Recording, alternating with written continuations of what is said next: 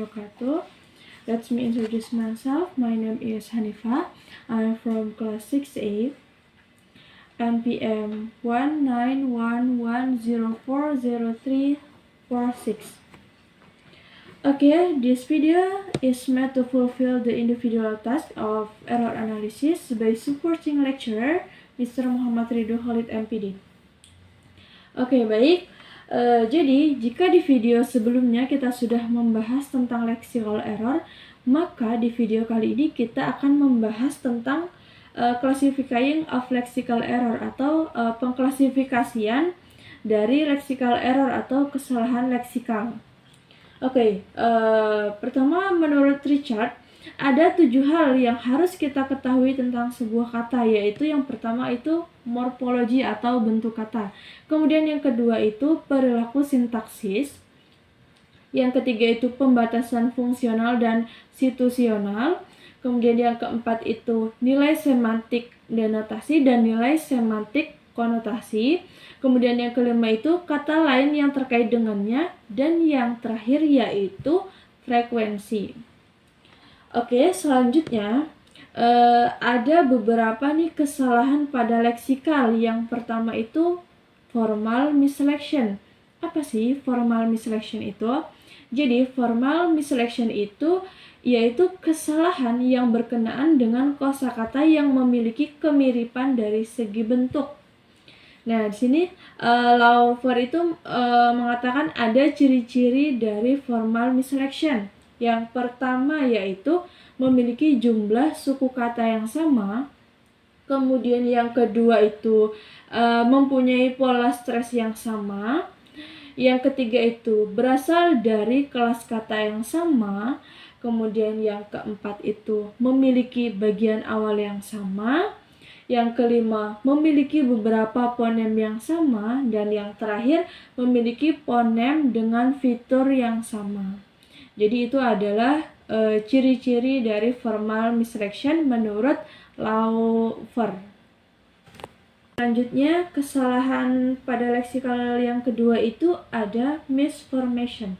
Nah, jadi misformation itu adanya bentuk yang salah dalam aspek morfologi maupun struktur, atau menghasilkan kata-kata yang tidak ada di foreign language-nya. Kemudian bentuk dari lexical error yang ketiga yaitu distortions.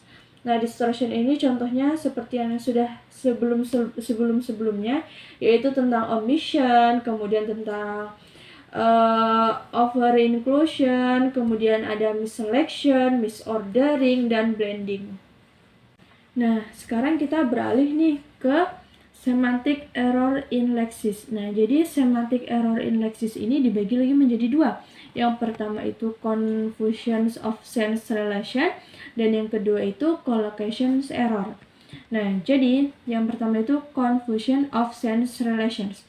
Jadi confusion of sense relation ini dibagi lagi menjadi 4. Yang pertama yaitu jenis kesalahannya menggunakan istilah yang lebih umum, di mana yang spesifik itu lebih dibutuhkan. Kemudian yang kedua itu menggunakan istilah yang lebih spesifik. Yang ketiga itu dia menggunakan 2 kohiponimi. Dan yang keempat itu menggunakan yang salah dari serangkaian sinonim yang hampir sama.